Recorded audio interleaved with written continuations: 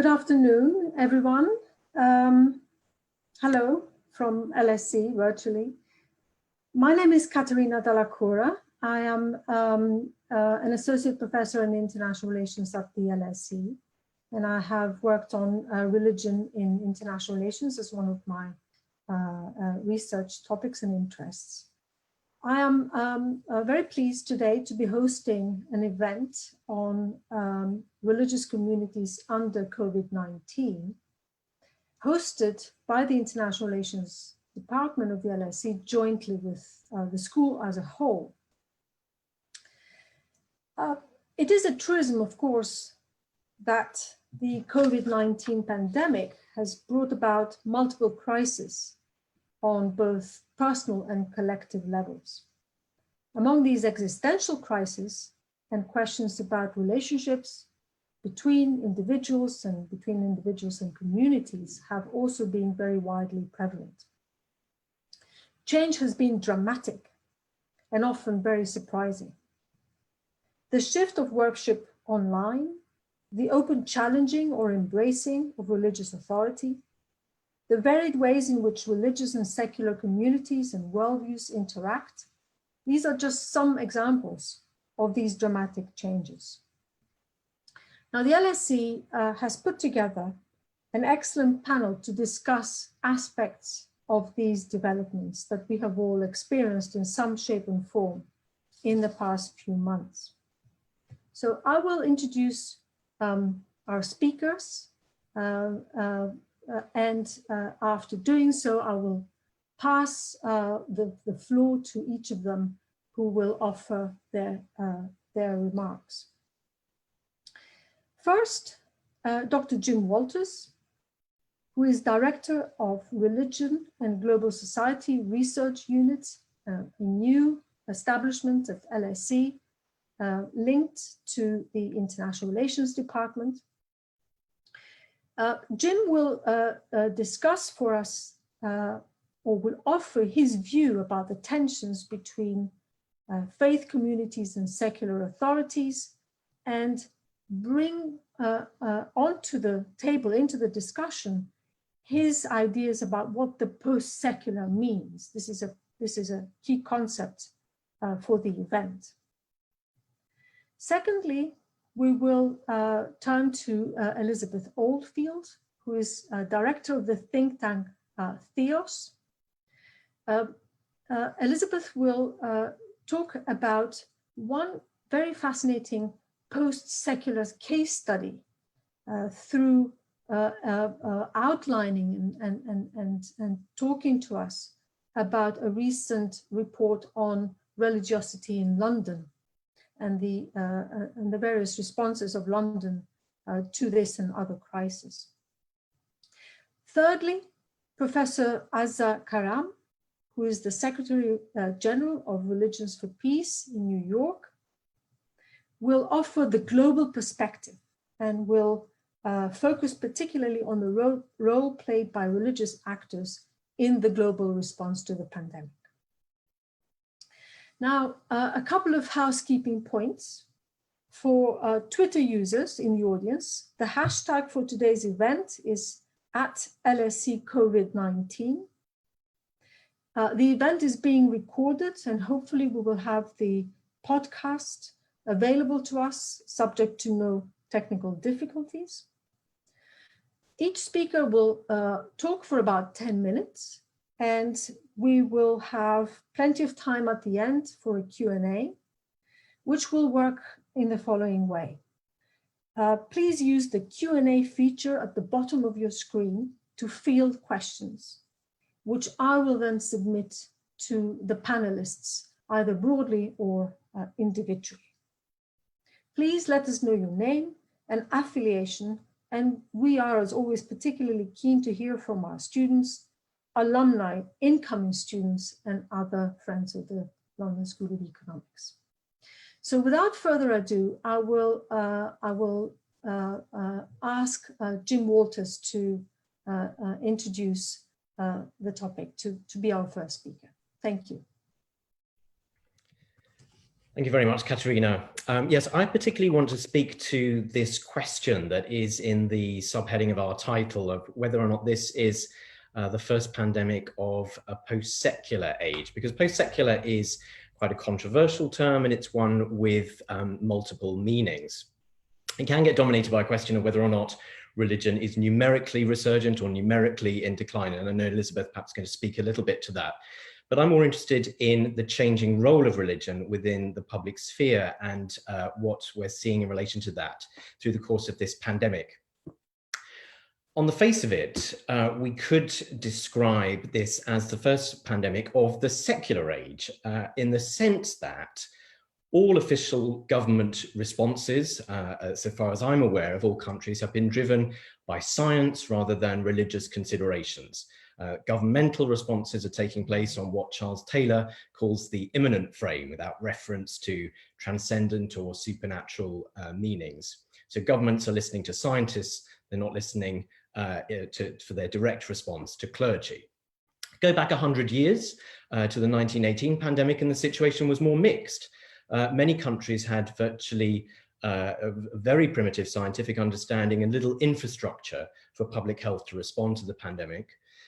So we see the birth, for example, some scholars argue that African Pentecostalism with a very strong focus on healing was one thing that emerged as a response to that pandemic and the huge widespread loss of life that it prompted.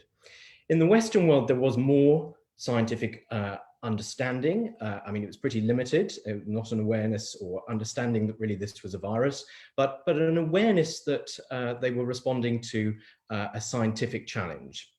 And that was still relatively recent then. Go back to 1832, and the official government response to the cholera epidemic was to call for a day of fasting, looking to the church to lead a response. So we're dealing with this today on the secular immanent paradigm, but religion has perhaps been surprisingly present. And I want to explore that through three definitions of the post-secular. The first definition I want to look at is really the sense that, well, religion never went away, but it's being noticed again by people who had stopped paying attention to it. So particularly Western academics, journalists, politicians, perhaps. We are noticing COVID, we are noticing religions because COVID has been one of the primary means through which it has been spread. And we shouldn't be surprised by that. Religion is the primary source of mass gatherings around the world, even in a relatively secular country like the UK, up to 18% of the population's gathering regularly for collective worship, compared, for example, with 3% going to football matches. So fairly early on, we saw cases like the Shincheonji Church of Jesus in South Korea, where 60% of COVID cases in that country were members of that religious group. And at various points through the pandemic, it's fueled some hostility towards religious groups, some prejudice, fears, for example, that Ramadan would be a cause of the spreading of the virus. And Ramadan is one of a number of religious festivals that perhaps we've just noticed a little bit more for these reasons. Easter, Pesach, of course, we went through, and then there's been a lot of discussion in the media just now about Hajj and the decisions taken by the Saudi government to observe the Hajj, but only within that country. Faith communities also perhaps we're noticing those who have been paying attention to faith communities when we weren't, including, for example, some political leaders, particularly to appeal to more populist audiences. Donald Trump, for example, talking about reopening churches in time for Easter, which of course proved to be utterly delusional. And in Brazil, Bolsonaro wanting to exempt churches from the lockdown. So that's the first definition. There's been a kind of noticing of religion for various reasons during this pandemic. Second definition is something of a pushback against the secular and secular encroachment on religious expression and religious life. And that's hardly surprising, given that this pandemic has occasioned an unprecedented level of government regulation of a lot of areas of life, but particularly religious expression, to the point of closing down religious worship, something that we haven't seen for a very long time. Now, that was almost certainly a necessary thing to do, but it has intensified some existing tensions.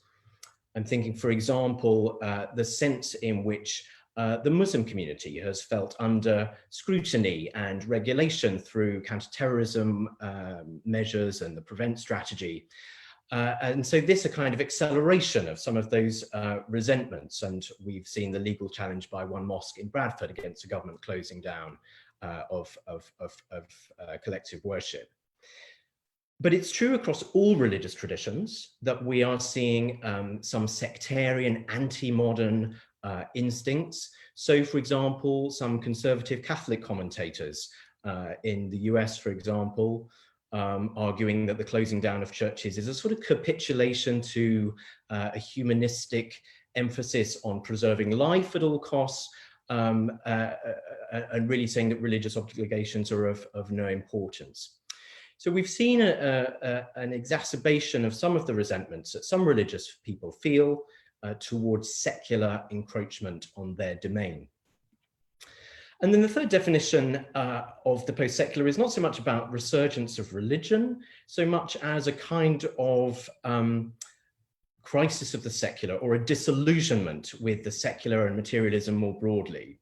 Modern life for most people has come to be defined by the intensification of work, consumerism, all of these things associated with modern capitalist culture. And this is the first time in the modern era that all of that has just very abruptly stopped, leaving us asking questions and questions of meaning.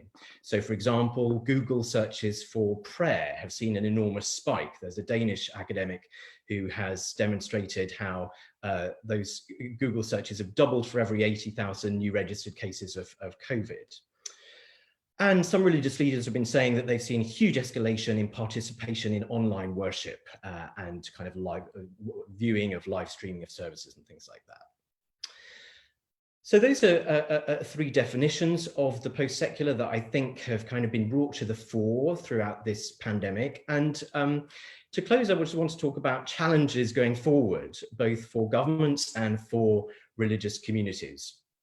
So first, I think major challenge going forward for government, and it's been around for a while, is how and to what extent it regulates religious communities.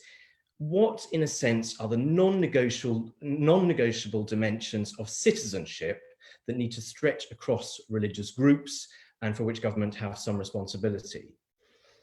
I've got some concerns about that in relation to some authoritarian regimes around the suppression of religious freedom and the overregulation of minority religious groups.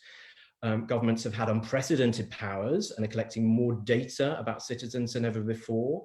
So it could easily lead in the future to an escalation of the kind of religious suppression that, for example, we're seeing of the Uyghur Muslim community in China.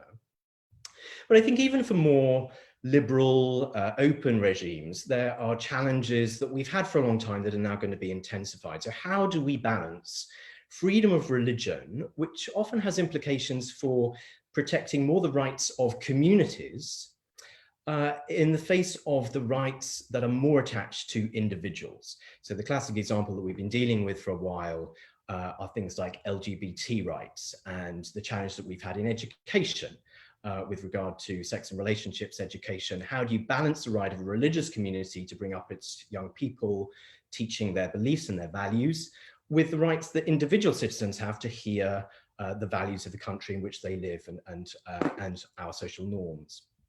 So big challenges for governments, but big challenges as well for faith communities and for religious leaders as they, or we, I include myself in that, think about what do we teach with regard to civic responsibilities beyond our own religious community group, an eye to the whole, to the wider community, and about the integration of faith with scientific discovery.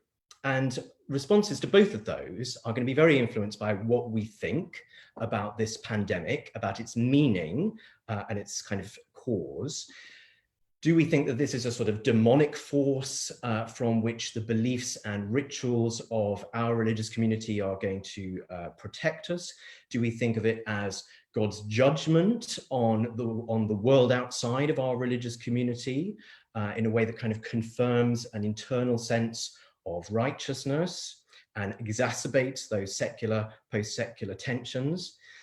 Or are we going to view it, and more, I think, in line with what Pope Francis has been saying this week in the BBC series and on other occasions, that this is a moment of judgment that calls us to reflect a judgment on our own lifestyles, on our own thinking, on how we treat animals and the natural world, for example, on how we look after people within our society who at the moment are particularly suffering, the poor, those without protections and the vulnerable.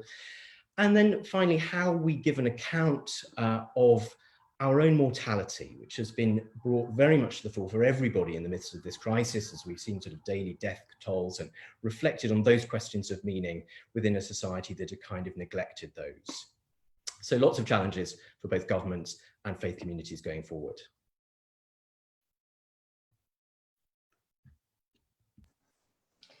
Thank you very, very much, Jim, for your ideas, for your thoughts. I would like now to move to Elizabeth Oldfield and invite her to present the findings of the report, but also her general thoughts about the topic. And I believe that you have a PowerPoint presentation. I do, and I can see that I'm also unmuted, so that's excellent. Hello. I'm going to speak a little bit about a report that we launched yesterday. This is the slide from the launch last night, called Religious London. And I think it's relevant because London is a fantastic case study, really, of a post-secular global city. And what we found has really turned upside down some of the public perception of what religion is, at least in the UK. And London has this particularism and exceptionalism about it, as it turns out, with religion as well as many other things. But first, I'm just going to say a little bit more generally about what I think one of the key policy areas that we need to pay attention to post-pandemic will be. This research was done over the last year with the quantitative research done in January, just ahead of the pandemic. We did rerun some of the core questions during the lockdown, and the data set was broadly unchanged. So what I'll move on to is kind of hard data of where we were earlier this year. I do think we will see some changes, but as I talk about those now, just be aware they're a bit more speculative because they're not yet showing up in the data, or at least they weren't in April. So the key thing really is about public services, and our work has really majored on lots of the different ways that faith communities are delivering public services very quietly, often out of sight. And we think that's been growing. We saw a spike really as austerity began to cut in the UK. Perhaps a more positive framing is that there was a brief window where the good society political rhetoric meant there was an upsurge in civil society more generally. And even before that, under the Blair government, quietly in the background, there was a huge amount of movement to seeing faith communities as really important partners in delivering social goods. And so people often underestimate just how much faith communities are doing. And lots of that has actually continued. We obviously don't have really rigorous up-to-date data, though we're collecting that at the moment. But what we can see is that lots of the services have just gone online. So there are many debt advice centres, for example, run by faith communities in the UK.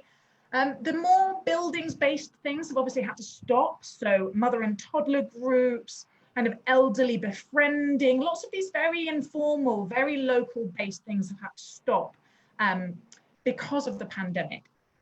But the real kind of point of need, sharp edge service delivery has increased dramatically. And the obvious example of that is around food banks. The majority of food banks in the UK, although not all of them, are based around a faith community, and the Trussell Trust, who runs or partners with a huge number of those, are reporting a 90% increase this April on demand compared to last year.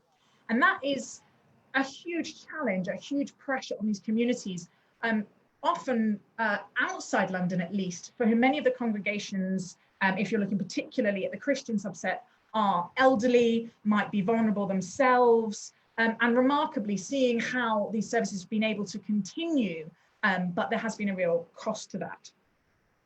So that was the situation before with public service provision. That is what we think we are at right now.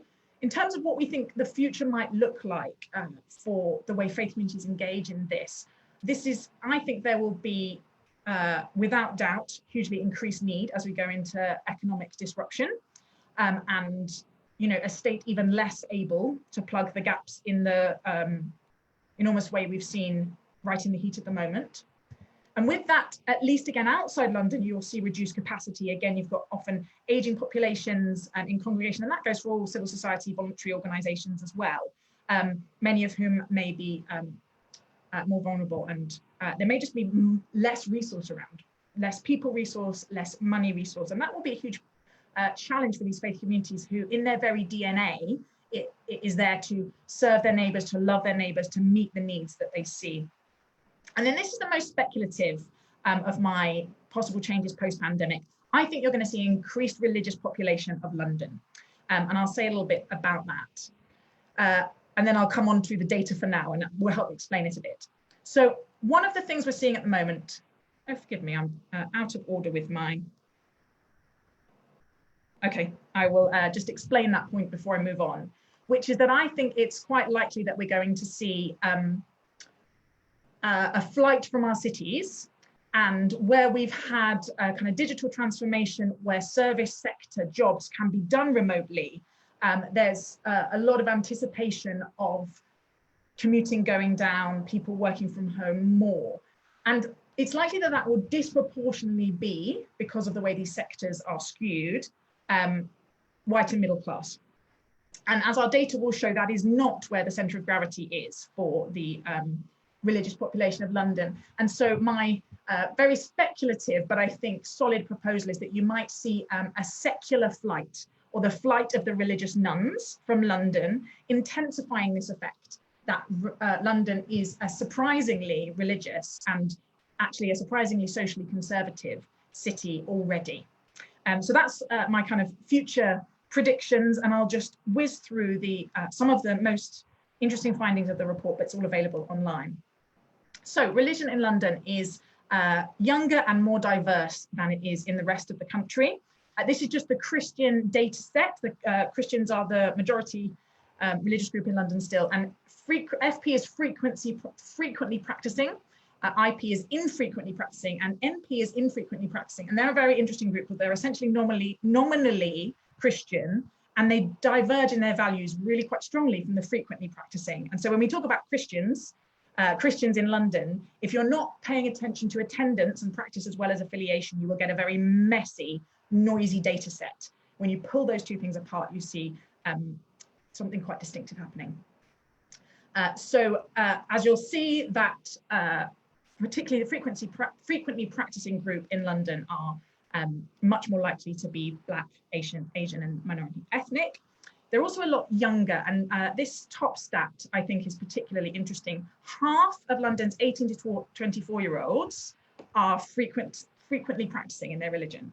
So if you're, well, 45%, if you're wandering around London and you see a young adult, you have a kind of 1 in 2 chance that they are actively religious. And so this idea that, particularly this British idea that religion is an old, white, rural, Anglican occupation just does not hold up in London. London is both the most religious and the least Anglican place in Great Britain. Just to be aware, the GB set in here, when we're comparing London to GB, doesn't include Northern Ireland, because Northern Ireland complicates the picture. And frequently practicing believers in London are gender balanced. Infrequently practicing are disproportionately female, and not practicing at all are disproportionately male. And I won't go into a lot of the data here, but then the not practicing answer much more strongly questions like political correctness has gone too far.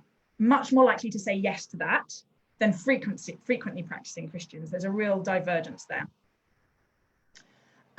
Civic engagement. Religious groups in London are more civically engaged. That is, a trend that we see in another data set, but you can see here that the difference between NP, which is the not practicing Christian who do not pray, do not attend services, and the FP, which is the blue line, which is the frequently practicing, is really significant. And often it goes NP, then religious nun, and then frequently practicing. Those two groups, the not practicing and the frequently practicing, are the furthest apart on how they answer these questions.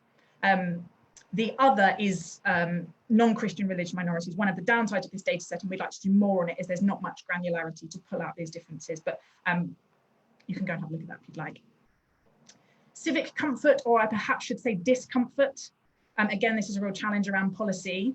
You're seeing that, and this is one where we do have the granularity, that for me, a surprising number of religious people in London reported feeling that governments had passed legislation that made life difficult and had experienced feeling marginalized or threatened. And you can obviously see the very biggest group there is Muslim. And that there's a difference between how you feel about that depending on how much you practice. Again, it's all there. I won't go into too much detail. I'll just finish by saying, I think that pre-pandemic, we were still seeing the religious nuns as the fastest growing group, and so very slowly you would have expected to see London getting less religious. It hasn't actually so far, but that's where the trajectory looked like it was going. I think that we might see secular flight from the city. We will see religious groups wanting to step up and provide services. They may have much reduced capacity, and all of those things are going to complicate the picture for policymakers. Thanks very much.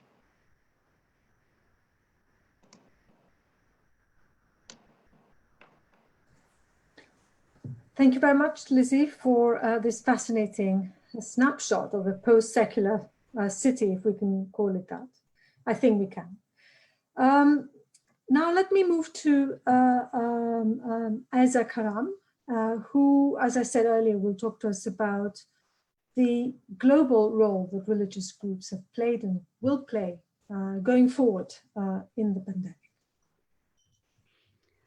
First of all, thank you very much indeed for the opportunity to be with you today. I learned quite a bit already from the last two presentations.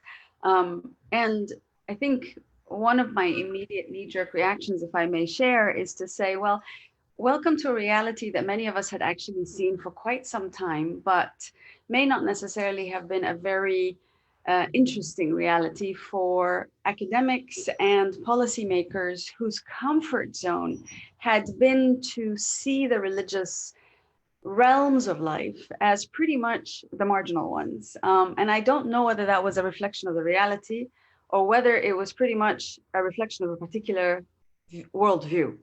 But let's just leave that aside for a second. Allow me to share with you I'm supposed to be trying to give a little bit of an idea about the global perspective and specifically the roles played by religious actors in the global response to COVID.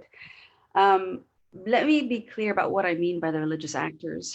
There's such a massive realm. We are talking about religious institutions like churches, mosques, synagogues, temples, etc. A very big space, in addition to religious leaders, many of whom may well represent and formally represent and be affiliated to particular religious institutions, but many who don't, who are clergy or lay people, but they are learned in their own spaces.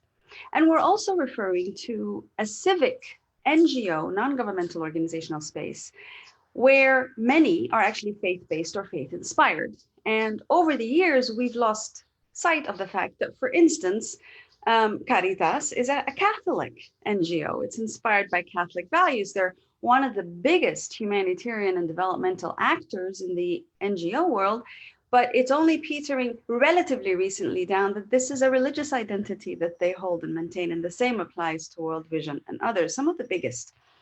But we're also talking about community level groups and entities who may not be legally registered as a non-governmental organization, but are very much active and inspired by their faith and serving in their different capacities, their respective communities. So effectively, religious actors includes all of that. And when you think about it, that's a really large group. That's like the bigger canvas of life as we know it.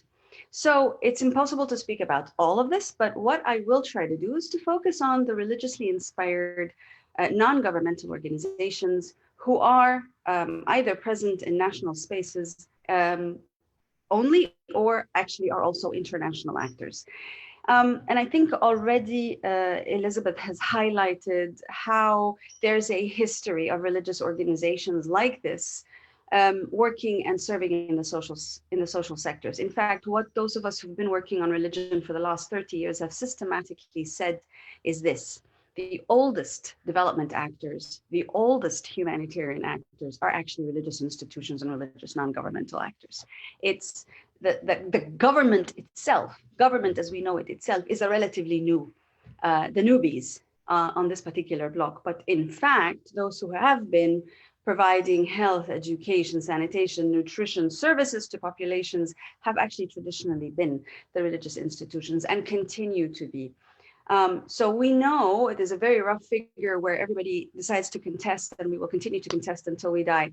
But we're looking at health and basic health service provision. We know that at least as far as sub-Saharan Africa is concerned, a minimum of 30% of basic health services are actually being provided through faith-based organizations. And this is only taking into account the Christian organizations. It hasn't yet, the figure doesn't yet include the Hindu, the Muslim, and the others. So frankly, the oldest social service providers anyway are. Now, in the World Humanitarian Summit in 2016, big commitments made by the largest global non-governmental organizations who are the largest humanitarian actors, NGOs in this space. And there's the top 10 commitments that are being projected and made by these organizations, commitments to what they are doing already and what they're preparing to ramp up, because the anticipation of humanitarian disasters then in 2016 was that we are only on the increase. We will be facing more and more humanitarian disasters, of which COVID is but one.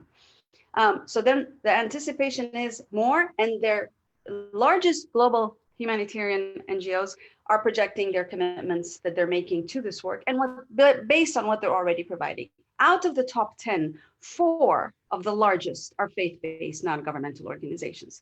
And it takes a wee while to peter down to the understanding of those looking on this massive wall to assess how the relative NGOs are doing in their commitments. It takes a wee while to register that 4 of those are actually faith-based. Oh, really? Is World Vision a faith-based NGO? We thought it was big, large humanitarian. Oh, Caritas is Catholic. Oh, I see. These organizations have served in the millions for many, many years. But in order to be able to serve and coexist and partner with so much of the secular establishments around the world, they didn't highlight their religious identity that much. And this has now changed dramatically over the last 20 years, I would say, where it's kosher / halal to be a religious NGO. And there is, if you will, a retrieval of that religious missionary identity happening amongst these organizations. This is all, by the way, taking place in an environment pre-COVID where we were already complaining about a shrinking civic space, which hasn't gone away with COVID. It's actually become a bit more stark to see. Now, fascinating to see how it is that the religious NGOs had to deal as civil society organizations in this shrinking civic space. And it wasn't a very easy existence, as it wasn't for many of the other secular NGOs. But I think that shrinking civic space needs to stay with us a little bit as we look at COVID and what's happening with the COVID dynamics, but realize that we're already talking about many non-governmental organizations, including the religious ones, who are suffering the struggles of being legitimate providers, needed, but not always being able to deliver the services, especially not in humanitarian contexts, especially not in conflict situations, because then other issues and tensions come into account. This is all the background that we're seeing. We mustn't forget also, as part of that background where religious NGOs are active, is the increasing concern about religious extremism that seems to have been directed towards a particular religion, in this case Islam, where to be working in an Islamically affiliated or justified NGO, even if you were doing very, very critical humanitarian work, the fact that you have this Islamic character provided plenty of impediments vis-a-vis being able to operate, because you were seen as potentially problematic in some way, shape, or form. And some of our of the Muslim colleagues would say, in these NGOs would say, I think the presumption is you're guilty until proven innocent. So this is part, again, of the dynamic of existing. And therefore, with the Muslim NGOs relatively hampered in some of these spaces, including the humanitarian spaces, more leeway, more capacity, more possibility afforded to the Christian NGOs in these humanitarian spaces, which ultimately means that if you're looking at it from the 30,000 feet, you'll notice a great deal more of the Christian NGOs and their engagement and activism than you tend to see the Muslim NGOs. So that's part of also the worldview that we then acquire of what is it that the religious NGO world actually looks like and who's who in that space. And the dominant is the Christian character and presence. So all of this was taking place before COVID, including some very critical aspects of social inequities that were also leading to the politics of othering, where even between the increasing sectarianism in many communities, the increasing evangelization in many communities was the normal for many of these religious actors, and particularly the religious NGOs. So what happened after the COVID hit?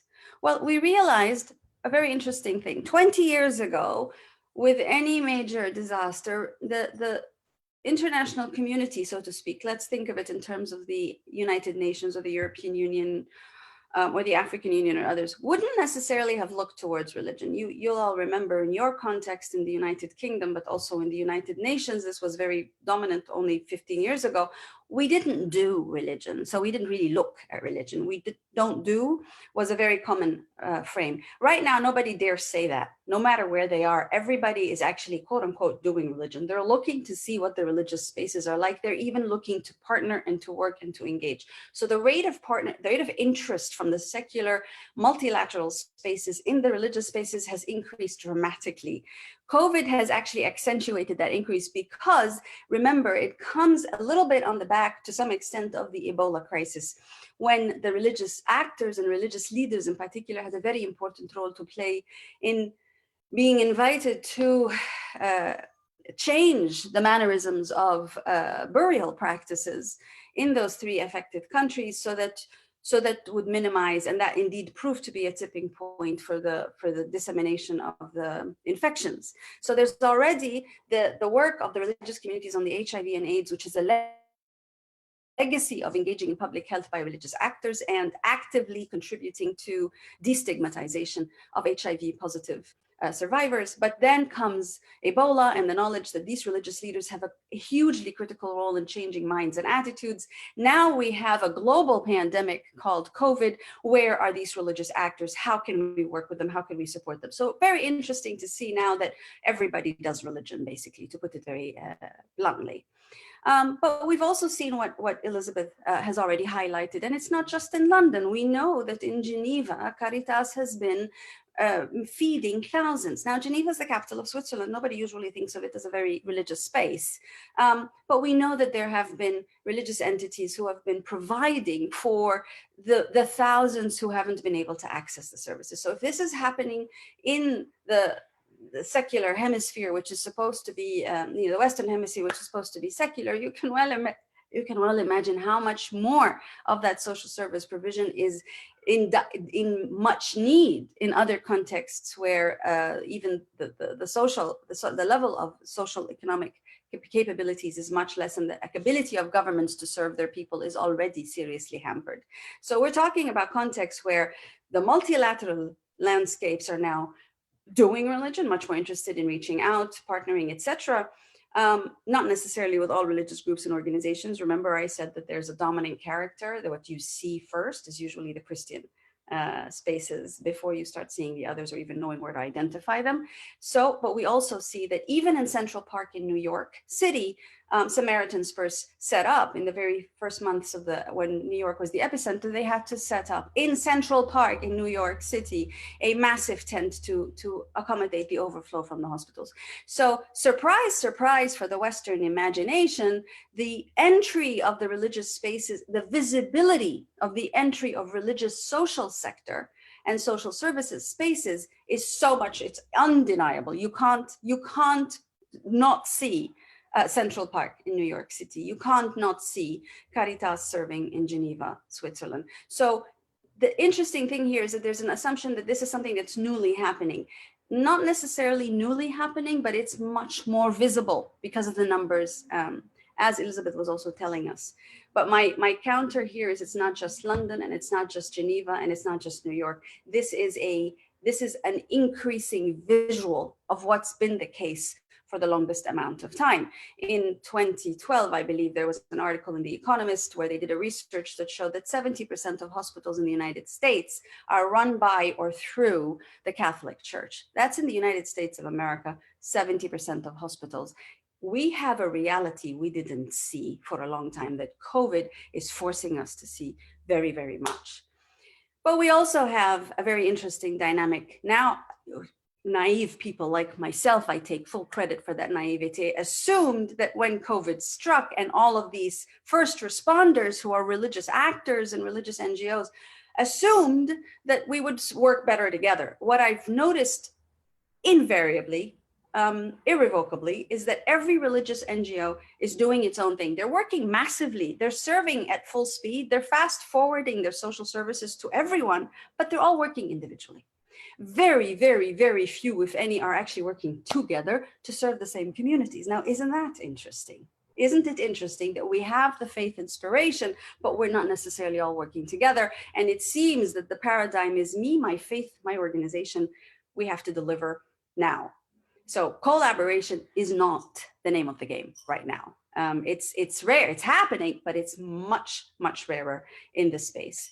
We also know, and we can see in spaces where, as James was mentioning, in more dictatorial contexts or in more authoritarian contexts, we have a threatened state where the repression of the religious was the norm, is the norm. And what is happening now, where in some cases, some of the state provision is forced to rely on this religious sector, but at the same time is also using the opportunity of having to do the lockdown.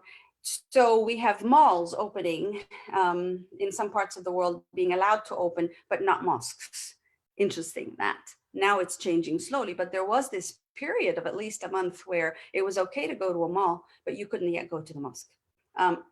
Because of the government regulation. So an interesting nuance in terms of how some governments who are not feeling at their most comfortable in terms of democratic legitimacy, to put it very politely, are looking at this space and how they're working in it. I have much more to say, but I just wanted to say there are two interesting features in this dynamic. When Religions for Peace, my organization, in order to encourage the multi-religious collaboration, because of the belief that if we can work together now in the midst of this crisis, if we can work together to serve together, to deliver together, the level of trust of our collaboration increases.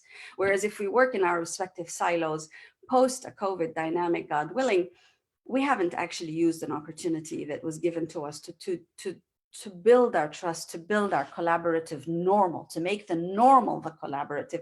We would have missed out on that opportunity. So we created a multi-religious humanitarian fund to encourage the religious NGOs to work more together, or to work together at all. And to my surprise, I realized that the larger international faith-based organizations, not only are they not interested, they're downright annoyed that there is this thing. They want to create, they have created their own funds for this humanitarian space. They're not particularly interested or happy to see that there's this idea that we might want to actually contribute together, to work together better. So that individualism, if you will, in the religious NGO sector is a bit concerning as we go forward. But it's interesting also to see that when we reviewed the applications, we had about 100 applicants from all over the world. We found that many of them assumed that multi-religious meant ecumenical. So the understanding between the religious world that actually multi-religious means you need to work Muslim, Hindu, Jewish, Buddhist, no, it's, well, we've got this church and this Christian community and that Christian community. We're actually working multi-religiously. And so that's an interesting feature. Is it multi-religious or is it ecumenical? Again, the worldview of the dominant narrative within the faith-based world is that it's a Christian NGO space, largely dominated by Christian NGOs. So if you're going to work together as Christian NGOs, that's multi-religious, isn't it? No, it's not. And then having to work through that within our own worldview as religious NGOs would be rather interesting and important, I think. And it helps define, it helps us question what the post-COVID is going to look like. Are we still going to see the dominant Christian NGO paradigm? I think yes. And what will that imply for our reimagined futures, if at all possible? I wanted to endorse the finding of both James and Elizabeth have mentioned, that there's an increased level of religious participation online.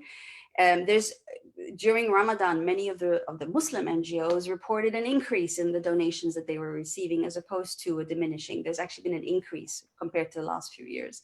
So yes, not only is it an increase in giving in some religious spaces, but there has been very much an increase in spiking in the level of religious observance that's virtual. Now, to me, that means that we have to think of a post COVID religiosity that is a reimagining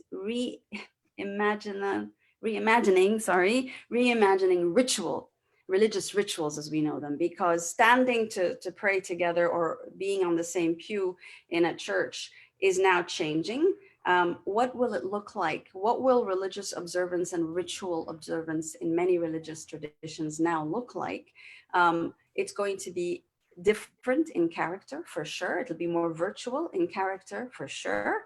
But we are also talking about an affirmation of what Elizabeth said. It's that the communities of faithful are actually younger in age. So we are looking at a much more youthful religious generation that is now interacting very powerfully virtually as well. And to me, that's a very hopeful sign, because it is a regeneration of ideas and belief and praxis, all simultaneously. Thank you very much. Thank you very much, Azza. Let me now turn to the audience. I have a few questions myself, and I can perhaps interject them as we go on with the discussion, but I want to give the opportunity to our audience to field questions. And I have a first question from Rocio Ferro-Adams, who is with Research Capacity Limited and a former civil servant. He's asking whether we know what voluntary help Christian churches have provided during the pandemic. Presumably this is about the UK, but I may be wrong here. It could be a sort of broader question. He says that traditionally nuns and priests have always provided not just spiritual support, but also coordination and humanitarian relief support. And is there any possibility of religious solidarity to offer coordinated help, as we see at the global institutional solidarity level? So this is the first question. I can perhaps ask Elizabeth to respond to it, and perhaps Jim or Azza can come in later. Hi, thank you. Yes, as I said, I think there has been a huge amount of activity going. Perhaps the first thing to say that it's obviously not just religious groups that are doing this. I think one of the really encouraging things around the UK, at least, has been to see this blossoming of mutual aid groups in local communities, led by all kinds of people. So it's really important as religious people, we don't kind of stick a flag in kindness and claim it. But there's a history and a heritage and an institutional story and a heft, which alongside repeated teachings, the data shows always makes it more likely that a religious person is going to be civically engaged, and that religious communities, in the main, some are very closed, but in the main, will be serving their neighbours. So particularly in the pandemic, as I said, you've seen this huge spike in food banks, which are largely based in churches, although not always. There's also been a pivoting to faith communities working with the NHS to deliver food provision that's not for people who can't afford food, although that's gone up massively and the food banks are addressing that, but those who are shielding and therefore are having problem accessing food. So, you know, there's churches in West London who have been given a list of the people in their area that are shielding, and they are calling them and checking in on them and then delivering food parcels. And elsewhere, the main partner is a mosque, or if it's a heavily Jewish community, it's a synagogue. So I think the thing that shows up in this time more than ever, and has always shown up in our research, is that religious communities have an ability to both mobilize and coordinate volunteers in a way that is hard to replicate in a crisis. It happened around the Grenfell Tower fire tragedy in the UK. It was the faith communities at the base of the tower that were able to be responsive. They were networked, they were linked in a way that state responses were sadly incredibly lacking. And you've seen it now in the UK with the NHS volunteer scheme. It's very easy and to have a kind of peak of civic feeling, and there to be lots of people, you know, wonderfully sticking their hand up saying, I want to volunteer for the NHS. But if you haven't got in place networks of people who know each other and existing institutions, you can't deploy them. And so that NHS volunteer scheme actually sort of fell by the wayside. So, I mean, I could point you to lots of research about the things that have been happening for years and are continuing to happening in the pandemic, but I won't go into details. But in response to your question, yes, lots is happening, and it's because the work was done previously. You know, again, not too rosy tinted. Some faith communities just in survival mode. You know, they're as knocked by this whole thing as everyone else. They've got people dying. It's not like everyone's a good Samaritan who rolling up their sleeves and digging in. It's more complicated than that. But the headline is that there is an enormous amount of neighbor love, embodied neighbor love happening.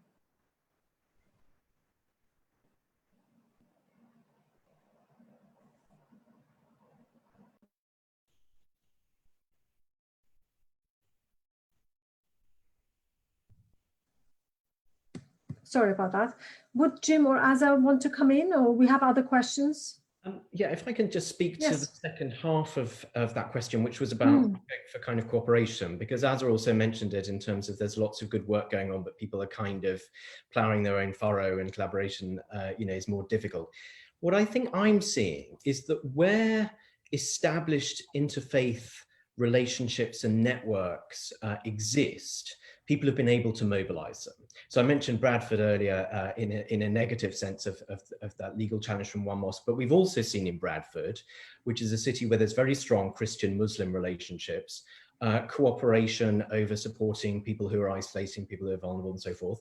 And, you know, I mean, without embarrassing her, the work that Azza does represents at a much kind of more global level, the networks that have been established, which we can now mobilize.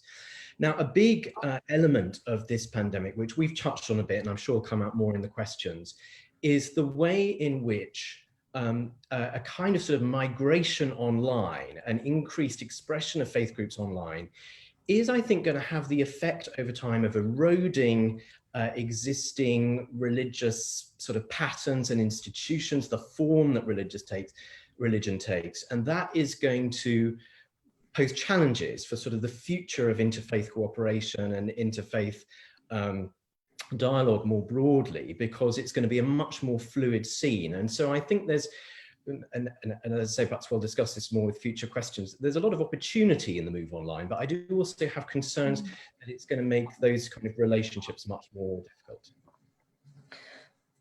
It is actually the case that the next question by Andy Pakula, Minister of New Unity, which is a non-religious church in London, is about the online gatherings. But it's a broader question that he's asking whether what we are seeing is more a need for community as opposed to a religious community. This is the way I understand the question. Is it more about being together rather than belief per se? Is this the phenomenon we are witnessing at the moment? He also has a second question.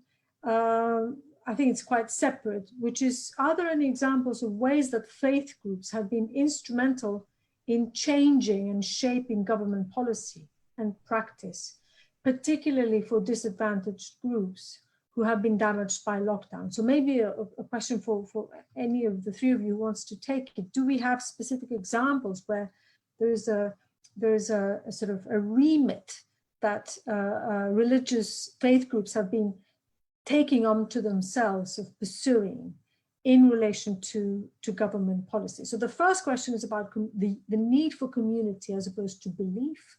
And the second is about government policy. So maybe I can ask Azza to respond to that, and perhaps, well, all three of you, I think, come in if Thank you, Katerina, and thank you for the question. I think that, or the questions, I think I think what COVID has done is it has increased a sense of fear, and the lockdown has increased the sense of isolation and marginalization. So for those who are approaching the religious praxis today with and from the perspective of that particular isolation and marginalization imposed by COVID, then yes, I think that the urge for community is even higher, as opposed to here's what this belief system stipulates. But I come from this community. I'm going to try to seek now that community. But to be honest with you, I think as a believer myself, I think the sense of community is always very much part of the belief. We enjoy our Ramadan rituals because they bring us together more than any other time of the year. Easter, similar in so many religions. The same idea is, to be honest, it's the belief and the community have always been part and parcel of one another. So what I think you are indeed noticing now is the result of what the added level of marginalization from the lockdown has resulted in. But I don't think you can really dissect them that clearly, to be honest. In terms of actual examples where religious groups have been able to impact on government policy, I would take you all the way back to the anti-apartheid struggle in South Africa and elsewhere in the world, where the religious organizations have been very vocal advocates, and religious leaders have been amongst the most vocal advocates against the policy of apartheid. We all remember Bishop Tutu and think of him very fondly until today, because there is this notion that his role as an advocate for justice remains extraordinarily powerful. And it did result in a mobilization across the sectors that resulted in change. I don't need to go far to think of the civil rights movement here in the United States of America, and Martin Luther King, and a whole range, and Rabbi Herschel, and a whole range of religious actors whose very involvement in the civic space was not limited to religion, but they came into it as advocates for their faith tradition. Mahatma Gandhi, they came inspired by their faith. They are faith leaders. Their engagement in the civil space and the national conversation and the government policy is profound until today, and remains so until today. More micro level examples in terms of what happens on issues related to gender, to the criminalization of certain, the behavior of certain men having sex with men, the criminalization of this behavior in some countries of old, and still in some spots of the world today, advocated for by certain religious leaders. So it's not all rosy and good. There's also some very tense and difficult issues. Again, to go back to the example in the United States, I think you see plenty of examples where religious actors have had a very powerful influence on policy. Thank you. Maybe if I could ask Elizabeth or Jim to come in, maybe specifically with regards to the current situation. I'm not sure if our friend was asking about the UK, but again, perhaps with the COVID-19 lockdown, if we have seen an impact through religious faith groups lobbying government for particular actions. Go ahead, Jim. I mean, I just wanted to say a little bit more about the relationship between kind of the move online and need for community. I think that's one element of the kind of religious interest that's there, but actually community is a sort of neglected aspect of how Western people tend to think about religion. There's always the need for community. And I think it's got a lot to do with the kind of fear that Azza was talking about, and the desire for meaning. As I said, our kind of way of life has suddenly been interrupted, and it poses a lot of questions for us. And I actually think that the kinds of religiosity that are most easily promoted online are perhaps not so much about community, but the forms of religion that are very kind of belief focused, which tends to be a sort of particularly Western Protestant perspective on what religion is, and other forms of religion which are much more about ritual, symbolic system, community, and so forth. I think they're really going to very much, and already are, seeing the limitations of online community. Catholic Church in this country is very keen to get back into church, enabled to resume celebrating the Mass. I don't think the future of community in that sense is online. In terms of the influencing of government policy, of course, we've seen the House of Lords resume online with Zoom, and We have members of the Church of England, bishops of the Church of England who've been in there. And I think what I've been encouraged is to push government to think about how the lockdown really holds the most disadvantaged communities at the forefront of their minds. I mean, who is suffering most through not being at school? It's the kids who aren't getting the same kind of support at home that middle class families get. And I've heard those kind of considerations raised as one example. Yes, I would second that. There's a strong history of bishops in the Lords, which, you know, is complicated political theology wise, but it's where we are with our sort of quirky British constitution. And there have been several examples over the years of them rebelling against government policy, for example, around issues of child poverty. Since the pandemic began, I can't immediately think of examples of success. I can think of large numbers of examples of speaking out. And it's usually where you see faith-based charities joining coalitions, which is, I think, really laudable and the most effective thing. For example, around holiday hunger, as it turns out, if a very eloquent footballer gets on board, that's the way to tip that over the line. But you saw, you know, churches who have been providing meals through the holidays, you know, across the country for years, partnering with the NSPCC and other child poverty-based charities to come together and say to government, this is a bad decision, which then was reversed, but not directly through them. So yes, lots of advocating for justice, not that much direct success in this current crisis. Okay, we have a similar question, but I think it's leading perhaps somewhere else as well, by Nalini Sivathasan, who's at the BBC Asian Network, who's asking whether the physical sites of worship have become or will become redundant. I think you answered to an extent this question, both of you, especially Jim.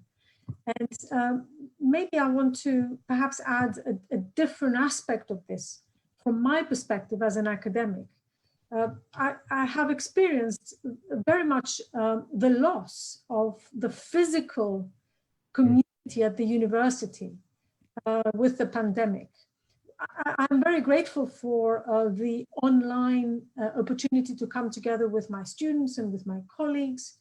But actually nothing I found replaces, as I call it, the warm body contact of being with people, talking with them in the flesh, interacting in a group, feeling the group dynamic in a way that perhaps cannot be replicated online.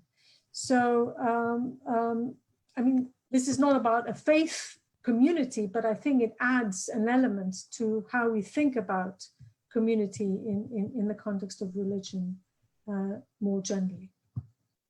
So let me move on to a couple of questions about India. The first is by Anum Siddiq, who is in India, and they are asking about the recent wave of strict governance structure and increased state role under the guise of COVID steps. So the reference here is especially in India, where extremists have blamed Muslims for the spread of coronavirus, and the Indian government following an appeasement policy of those claims. There's a second question, as I said, on India by Sanghamitra Sarkar, visitor to the LSE, again from India. How will secular politics and conservative religion-based politics play their roles in India in the post-COVID-19 period? So I know that the three of you, perhaps with the exception of Azza, who's perhaps working with people there, are not necessarily specialized in India, but we can perhaps broaden these questions because I think they apply in some guise and form to other contexts, not just the Indian context. So I'll leave it to you to decide who wants to take any of the three questions, any of the two questions. I'm sure Azza, go ahead. Yeah. Religions for Peace work in India, but and I'm certainly not an India specialist, but we do know that the Indian subcontinent has been a place where the tensions between faiths has been escalating for some time, and that's linked to the development in religious identity, which has linked it, both in India and Pakistan, more closely to the identity of the nation state than was previously been the case. And that is one of the things that I think the online migration, the sense of religion not being expressed so much in locality, but more constructed at this global level, because that is kind of the drift that you have with this online observance. People are going to be exposed to those narratives, those global religious narratives that are often defining themselves in hostility to other faith groups. So I think that is a major concern going forward, that we'll see an escalation of those tensions supported by certain state policies. And also, I think there's an element of all of this that if you look through history at times of crisis like this, there are forms of scapegoating that take place. I mean, go right back to the Black Death, and it unleashed the worst anti-Semitism on our continent of Europe that we'd seen, and was unprecedented until the Holocaust. So there's a kind of blaming. We've talked about that in relation to, well, the Muslim community is going to spread it because of their observance of Ramadan, and we're seeing that in a number of areas, and I think it's going to put a strain on interfaith relations in many parts of the world, and India certainly. Azza? I would say that if you look globally at what's been happening, the interreligious collaboration is actually not very good. It's, as I said in my presentation, I am seriously worried about that. Now, James had some ideas about what's going on in Bradford, but I'm really sorry to say that is not the norm globally, and most definitely not where it's more than one religion or two religions who happen to coexist. And I think India is an example where we see actually two things happening simultaneously, and they're completely in opposition to one another. One is the religious groups are actually coming together more to try to advocate together more powerfully, to increase their voice within their own communities, especially now that they can only connect and relate to, or during the last couple of months, they could only connect and relate virtually anyway. So there was an increase in virtual multi-religious or interreligious work and events and discussions and whatever. But the other extreme is also happening, which is the me, myself, and I tendency that I referred to. It's me, my organization, and my community, and everybody else can, quite frankly, whatever. So I think we're seeing the two trends happen. Now, humanitarian disasters in general, tough situations like what we're all facing tend to accentuate the good as they accentuate the not so good. That's just what we've always seen. So I claimed naivete earlier. I still claim it, because I had assumed that the good, the forces for good, the coming together would trump, excuse the expression, but in fact, what we're actually seeing is both phenomenon increasing. The sectarianism within communities is increasing, as is actually the collaboration efforts and attempts. Now, it depends on where we want to look, but I would urge us not to see one more than the other, because they're both increasing simultaneously. And that's just the truth.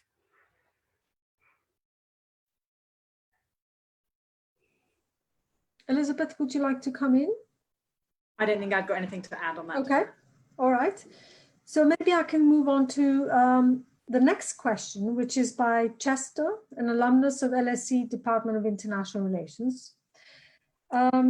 He asks, the speakers all talk about religious communities and actors responding to the COVID-19 pandemic, but I haven't heard something about how the very person, the actual member of these faith communities responds to the pandemic. How do you think one's personal faith influences them and shapes that response, and then going forward post-pandemic? How does one's faith, beliefs, tradition make a difference in dealing with a pandemic as compared to those who do not believe in any religious tradition? And maybe I can add a little twist to that question. Do we see people for the first time turning to religion? I mean, from what you can glean, perhaps Elizabeth, you would know more about this. Do we have a drift or a movement in that direction? Or as Chester is asking, do we have a kind of strengthening of those already existing feelings and beliefs? Yeah, it's a great question. I think that we don't yet have sort of rigorous and reliable data for it, but anecdotally, certainly within the church, you know, we're seeing huge numbers sign up for online alpha courses, for example. There was a piece of polling that said Christians were having many more conversations about faith. You would sort of expect to see this sort of existential unsettling to lead to people doing some serious spiritual reflection, that it's a moment of profound moral seriousness. It brings our mortality to us. It brings our sense of, you know, the things that we're normally so distracted by because we're just trying to work and live and eat and get through the day are no longer avoidable. And so I think people will come out of this time having clarified what they believe and why. In what direction that will go for individuals, obviously, I don't know. What we're seeing, and we're doing a little bit of research about the kind of existential effects, we are seeing a small uptick in people seeking out sources of wisdom. For some that's philosophy, for some that's yoga, for some that's the Bible. And I think that there is probably going to be a trend towards the more contemplative and the more mystical religious practices, not least because that's the sort of classically solitary part of individual religions, and there is more solitude happening. And that I think when you're dealing with the anxiety and the destabilization of this kind of crisis, then that inward turn to God, to the divine, is a really normal instinct that lots of people will be following. I think at their best, religions give us, we're part of a story. There's a kind of trajectory of history. There is a way of understanding what death is. There is a way of understanding what suffering is. It's for all these reasons that there is great comfort, and you know, it has a positive impact on mental and emotional well-being, because it does create these structures and these communities of meaning. So I would be very surprised if people aren't leaning into them and finding succor there.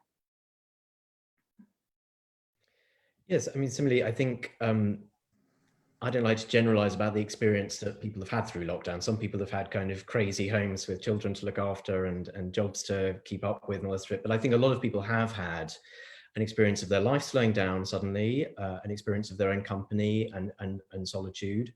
And everything that Elizabeth has just said speaks into that.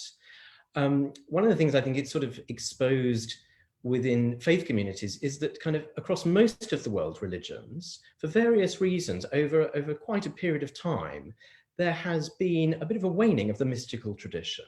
And most mainstream believers within the world religions aren't as familiar with the mystical voices in their traditions as one might expect. And I hope there'll be some recovery of that, because we tend to see mysticism as a kind of counterbalance towards more sectarian, aggressive kind of forms of religion. And you know, that would be a very welcome development.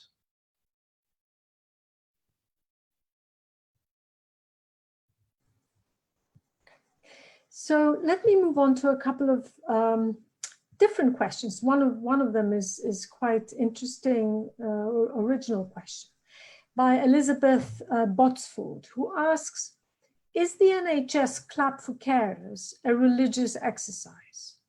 Do you have any reflections on that? And for those who are not in the UK, this is the weekly sort of coming together with people leaving their doorsteps essentially, and clapping to thank the NHS, and also now I think recently social workers as well, social carers as well, for all they've done for all of us during that pandemic. Is this a religious experience? I've just written a long article on this. Yeah, okay, I was going to ask the second question, but go ahead. Sorry. No, go ahead, because the other one is quite different too. Yeah. So I have a podcast called The Sacred, and I ask people about what they think is sacred in society now, which isn't always religious. And the idea was popularized by M.L. Durkheim, polymath sociologist, and he talks about it as moments of collective transcendence, or collective effervescence. There's this sense in which we kind of circle around, we gather around the things that are sacred in a society, and you will always expect to see rituals there. And so I think the clap for carers, the NHS as a whole actually in the UK is certainly having a moment as being seen as a sacred value that we all have a stake in, that we all want to protect and we want to create rituals around. So whether that's exactly the same thing as religious, I don't know, but I certainly think that we're seeing a kind of sacred NHS moment. Jim? I agree with that. Okay. Azza? No, okay. So let me move on to a question by Jenny. She asks how to oppose a decision of a government or a state that contradicts religious concepts. This is a very interesting one. It speaks to conflict that is brought up by religion, I think, in this context. And we've seen this in various contexts in various countries in different ways. So what does one do when there is a directive or a law that goes right against their own religious belief?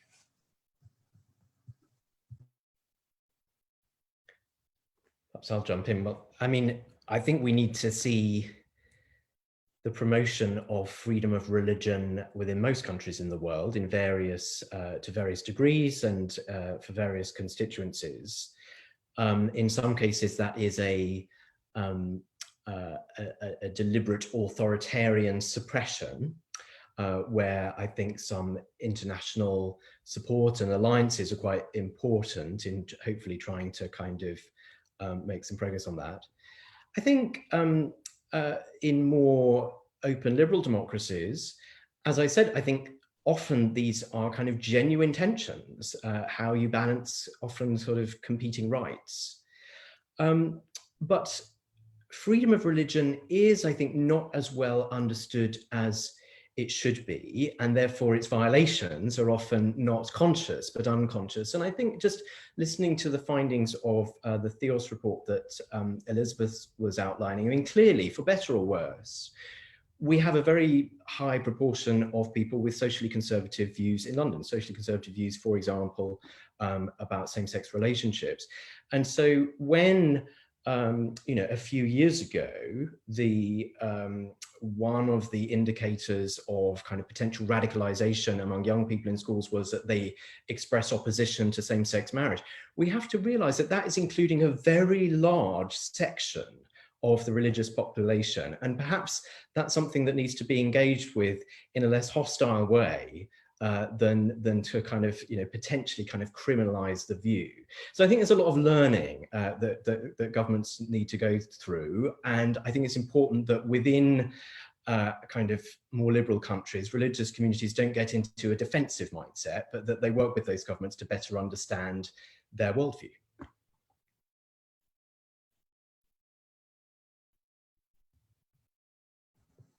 Azza? Forgive me, Katerina, I actually missed that last question, so I won't comment on it if you don't mind, unless you want to repeat it or reformulate it. I'm so sorry. It is simply it's a simple question, but not an easy to answer.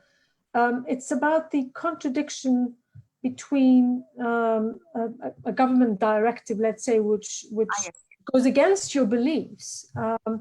And what do you do? And I see the question. I read the question as a moral one, but also a practical one. How do you handle these contradictions, these clashes?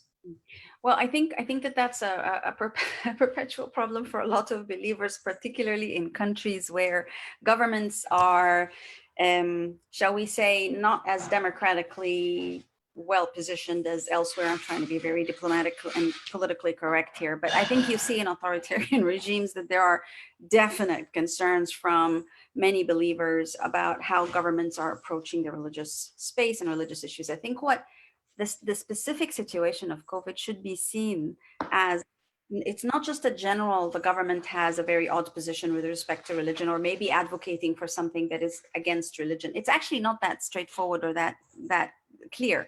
In many cases, the advocacy from the governments was don't go to your places of worship because scientifically speaking, the disease can be spread much more if you do so. So it wasn't necessarily a political position in any way, shape, or form. It was just saying, you know what, for your own interest, just don't go to the schools, don't go to the mosques, and don't, etc. Now, this brought up the question that is being raised here, which is, so what happens when you find that, you know, your religion is demanding that you have to go to the mosque for this Friday prayer, but you're now not allowed to go because the government is telling you not to go. But in this case, the government is telling you not to go for a very specific purpose. This is not a general policy that we then have to look at in terms of the broader government or state relationships with religion and civil society. I think we need to be very clear in what context we're asking this particular question, because it's not a generic question that everybody is going to be able to answer and take a position on. In this case, it was a scientific need to please not go because it will spread. And if there's a way of being safe about it, then by all means. But we do have situations where certain governments manipulate religious institutions, religious discourse, and religious practices for their own particular political ends. That is way beyond freedom of belief issues. That is quite frankly a relationship that is politically inspired between religion and the religious and the political spaces, which goes back centuries. And religion, freedom of religion and belief is something that we're focusing on now. It's that plus, quite frankly. It's about democracy, governance, and legitimacy in the first place. So those are many, many different features that I think are important to just bear in mind in that kind of very simple question. Thank you. Elizabeth, your view, please. Yeah, I think this is the particularity of it is important because the global pressures on believers will be so different. I would, you know, in very Christian theological language, it's a kind of discipleship question. It's a sharing wisdom in your tradition. It's reading the scripture. It's seeking to follow the conscience, the voice of God, however you prefer to frame it. And I think that it's one of the things that religious leaders have a particular burden of responsibility about, as the people who are most likely to be able to mediate with government and be able to frame and to narrate the political situation for their followers. I saw one of the other questions about health messaging, you know, that the gatekeepers in religious communities have this incredibly heavy, often responsibility to face both ways, to face to their flock and to face to the leaders of the civic space that they're in, and be those bridge people who can ideally avoid those situations where you are looking at, do I break the law or do I betray my conscience?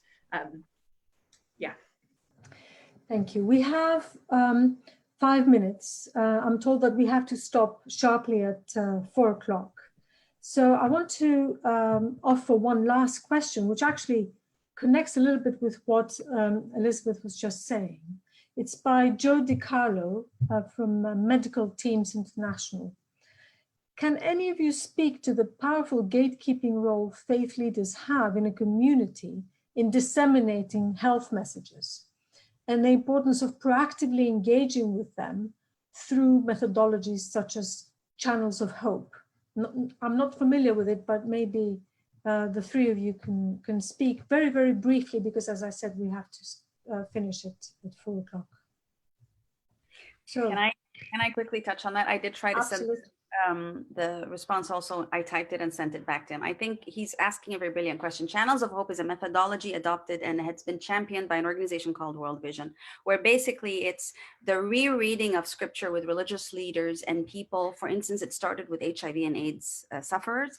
And the idea was to reread the scripture, the biblical scripture, in a way that is very much from the lived realities of those living with HIV. It expanded to include issues of gender, gendered identities, even Ebola. How do you live with it? So very, very crudely put, it's about reappreciating religious scripture in light of the rights of those who are most injured, most marginalized, most hurt in communities, so that it can counter a little bit of the more difficult narrative of, you know, you got HIV because you were mean and you were very promiscuous and therefore that is God's judgment. It was about trying to counter that way of thinking and do it through the biblical narrative and text. And now it's being adopted by Islamic Relief. They've figured it out. So they're doing it with, they've collaborated with World Vision to do this in a Muslim context as well. It's a beautiful methodology if you think about it. It's the oldest ways of reinterpretation according to lived reality and text for those who believe and want the text to speak to their right as opposed to speak to their marginalization.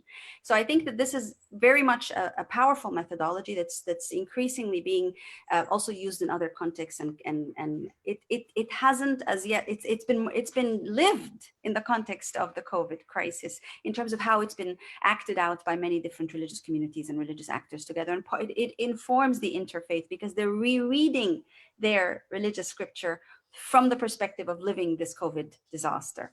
Okay, excellent. Elizabeth, if you wanted to come in. Yeah, I would affirm that. I think Azza is much more an expert in this area, but faith-based NGOs have been doing this forever.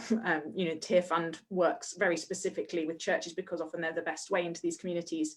And we are seeing the international development world over the last 10 years move from being very nervous about using these channels to realizing that not using them is just throwing out the box. Jim. Yeah, I'd not heard of that particular methodology before. I knew that faith leaders were very important in combating Ebola in terms of kind of the adaptation of death rituals and all the rest of it. But it sounds to me actually a really nice illustration of the kind of ways in which we need to adapt our thinking and our modes of engagement. If there is, to bring this full circle, a kind of post-secular moment whereby we're shifting away from just sort of simply narrowly secular perspectives, which often represents in a lot of people's minds a Western perspective, towards recognizing that we're in a world where religion is present, religion is very diverse, where secular worldviews are also present, and where we have to create dialogues across one another, particularly on these issues of shared concern, of which this pandemic could be no greater example.